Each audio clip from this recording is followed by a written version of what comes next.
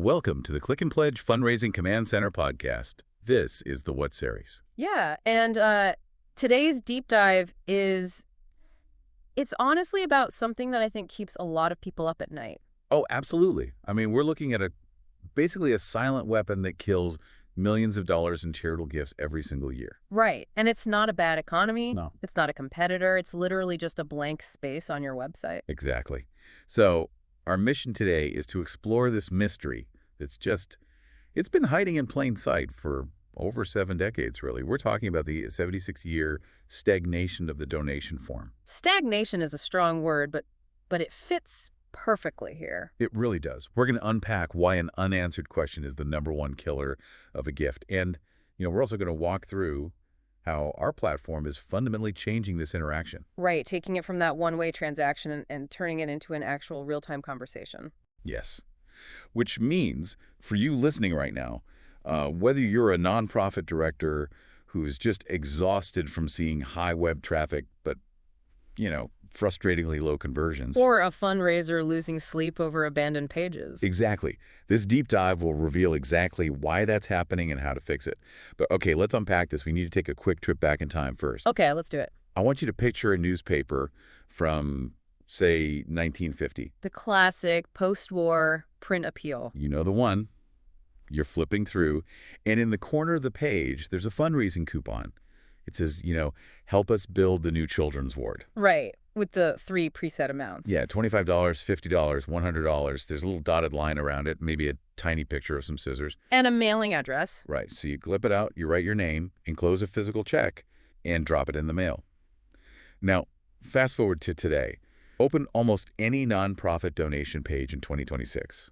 What do you actually see? It's the exact same thing. It is 3 preset amounts. Yeah. A name field, a submit button. Structurally, conceptually, it's the exact same coupon. One you clip with scissors, and the other you just, click with a mouse or tap on a screen. It's wild to think about. The core interaction hasn't changed in over 7 decades. No, it hasn't. The interaction model has basically been frozen in time since Alan Turing was first asking if machines could think. Wow. Yeah, the fundamental shape of what a donor can actually do at that crucial moment, it's just a one-way submission. But, I can hear the counterargument forming already. People are probably thinking, wait a minute, technology has totally revolutionized fundraising over the last 20 years. And that is true, right? A lot has improved. An enormous amount has genuinely improved. But we have to look really closely at where those improvements actually happen. Right. Think about what happens the instant a gift goes through on a modern platform. The transaction writes itself to the database immediately. Right, no manual entry. Exactly. Your CRM updates automatically. Recurring gifts are scheduled to bill themselves without any human intervention. And this is key, your reconciliation reports assemble themselves at midnight. Yes, the midnight reports. By the time you pour your morning coffee, the dashboard is completely refreshed. Exactly. It's brilliant engineering. Not one of those steps requires a human being pulling their hair out over a spreadsheet anymore. And here's the uncomfortable truth we really have to face. Whose life did all that brilliant engineering actually make easier? Well, it made the organization's life easier. Exactly. Every single one of those innovations serves the back office. Right. The automated entry, the installments, the midnight reconciliation, all of that is administrative pain being solved. Which is great. It is. It gives thousands of staff hours back to the nonprofit. But we've had 76 years of cutting-edge development, and virtually all of it points entirely inward. It solves your pain, not the donor's pain. Let me push back on that just a little, though. Doesn't the automatic tax receipt help the donor? They get a nicely formatted PDF right in their inbox, filed away for tax season. They don't wait for the mail. Yeah. That's a benefit for them, right? It's a convenience, sure, absolutely. But consider the timing. When does that receipt arrive? Well, after they hit submit? Exactly. It arrives after the decision has already been made. It's just a historical record of a completed gift. I see what you mean. Right. If we look at the tech during that critical, super fragile 30-second window when the donor is actively deciding whether to give or walk away, The form does nothing. absolutely nothing to help them. Think about the vocabulary of a standard donation form. If you read it out loud, it's incredibly demanding. It's all imperatives. It's just commands. Give me an amount, give me your name, give me your email, give me your credit card. Yeah. The form essentially speaks exactly one sentence, conjugated a dozen ways. Give me. Wow. In its entire history, the form has never once asked the donor a question, and it has certainly never answered one. You know, that dynamic brings to mind this totally absurd analogy. Okay, let's hear it. Imagine your nonprofit is out on a first date. Mm-hmm. You sit down at this really nice restaurant. The ambiance is perfect. Setting the mood. Exactly. And before the other person can even get a single word out, before they can ask how your day was or what you do, you look across the table and demand, what is your full legal name? What is your billing address? Oh, man. Have you ever been on a date exactly like this before? Would you like to make this a recurring date every single month? That's aggressive. And then the kicker, will you please cover the cost of my dinner? Right. Asking them to cover the transaction fee on the first date, that's a bold move. It's an entire evening of pure intake. The person sitting across the table never gets to ask a single question back. Nobody would sit through that dinner. They'd run for the door immediately. Exactly. But field for field, that is the exact evening we host for every single first-time donor who lands on our pages. That is so true. And here is the absolute punchline to that terrible date. When that donor inevitably runs for the door, when there is no second date, because of course there isn't. Right. Instead of the nonprofit realizing, oh, wow, I never let the other person ask a single question. You know what we do? We decide to look at the room. We say, you know what the problem was? It was the wallpaper. The wallpaper. Yes. So we A/B test the color of the restaurant wallpaper. We think, oh, if I paint this room blue instead of green and maybe, change the font on the menu, I will definitely get a second date. That is, it's funny, but it perfectly illustrates how the sector currently handles silence and abandonment. Because we know donors are leaving. We absolutely do. So what's our answer to that silence? A nonprofit gets, say, a Google ad grant, which is great. You should absolutely use it to drive traffic. Definitely.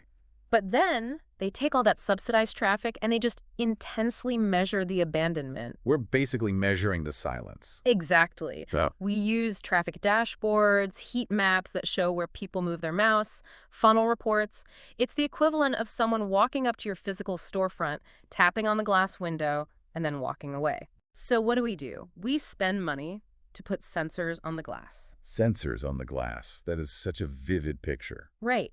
We measure the taps per hour, the dwell time on each pane of glass, the seasonal patterns of the knocking. We hire consultants to wire up the window so we know where the glass was struck most often. And they hand you this beautiful presentation deck that says, hey, people tap the most on the pane of glass with your logo on it. Exactly. So we put the logo on every pane. Every single step of that exit is measured, funded, and professionally executed. But literally nobody was paid to just stand inside the store, open the door, and answer the question. Because the tap on the glass was a question.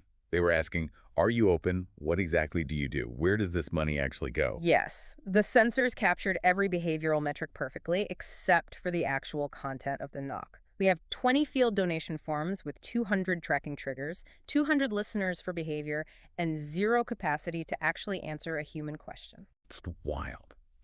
So if we aren't answering the question, what is physically happening when they walk away? Because the numbers are staggering. Depending on the benchmark, like 50 to 70% of people who reach a donation page abandon it. It's a massive drop-off. Massive. And I think the common assumption is that, people probably leave because they get distracted. Right. The dog barks, the phone rings. Exactly. Oh. Or maybe they just start worrying about their budget. They look at their bank account and think, maybe not today. Yeah, but that assumption is entirely contradicted by hard data. Really? Oh, absolutely. When you ask donors directly why they hold back, the answer is incredibly consistent globally. Let's look at the numbers. In a 2025 Stelter donor trust study here in the U.S., 34% of donors cited not knowing what the charity will do with the money as their absolute top reason for holding back. Wow. Over a third of donors in the U.S. just want to know where the funds go. It beat out financial concerns. It beat out every single financial concern. And it's not just an American phenomenon either. Look at France. The Observatoire de la Générosité found in 2025 that a staggering 65% of donors named a lack of trust in how funds are used as their single biggest barrier to giving. 65%. Yes. The most common reason a donor hesitates isn't their wallet, it's informational. It's an unasked question. Okay, so if it isn't the wallet stopping them, it has to be the brain. Exactly.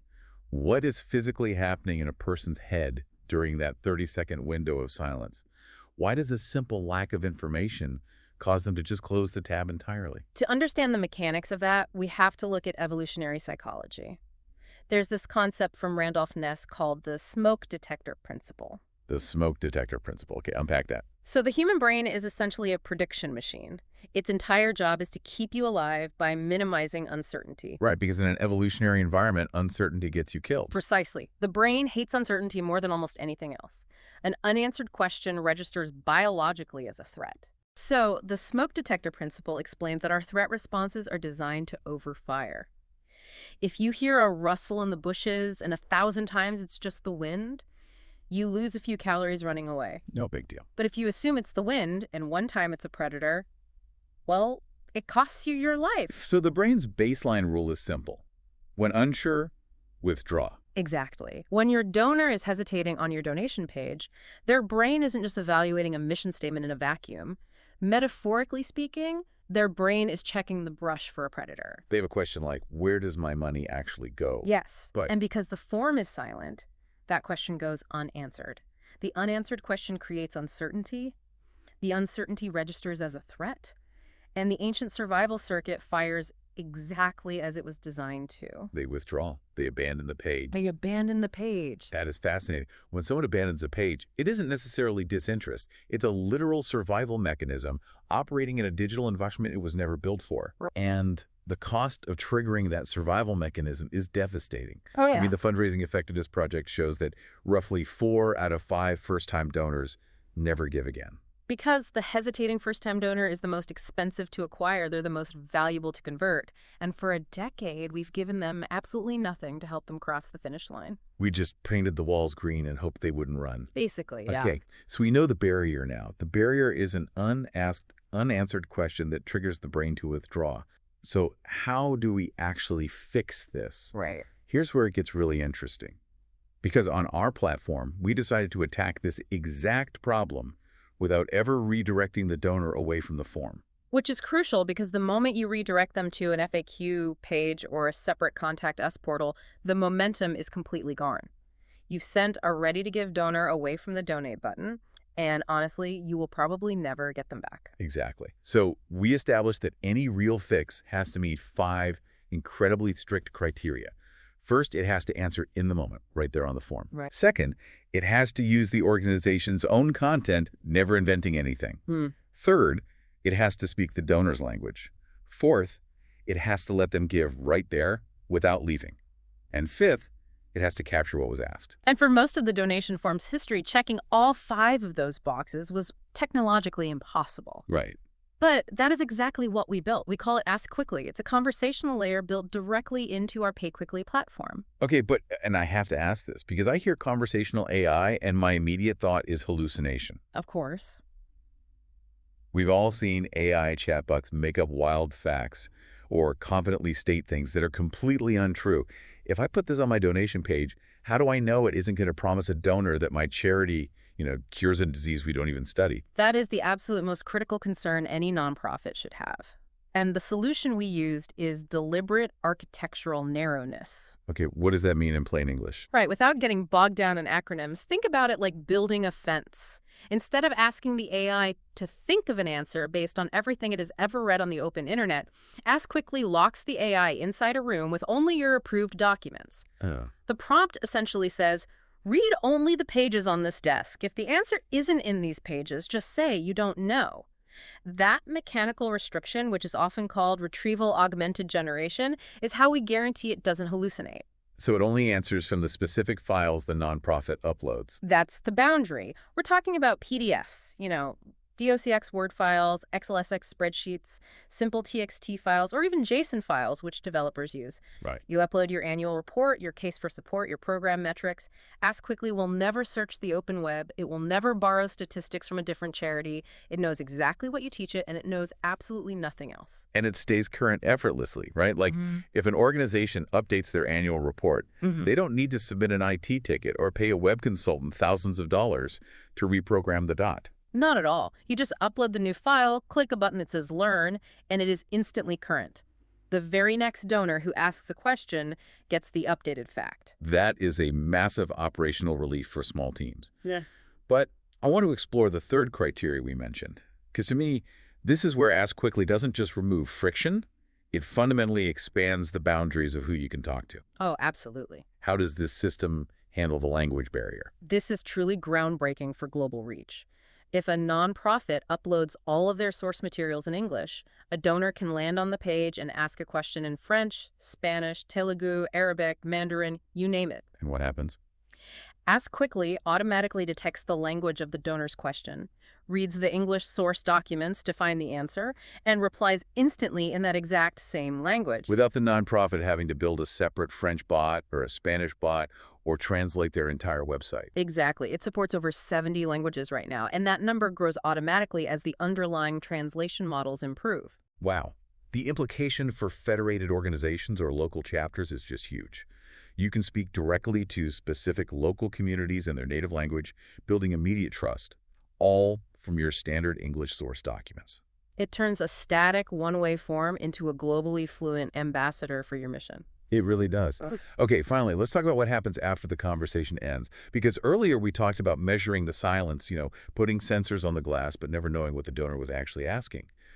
How does Ask Quickly change that data landscape? It completely reclaims the data goldmine that used to be lost in the silence. The exact words the donor used, the actual content of the knock on the glass are finally captured.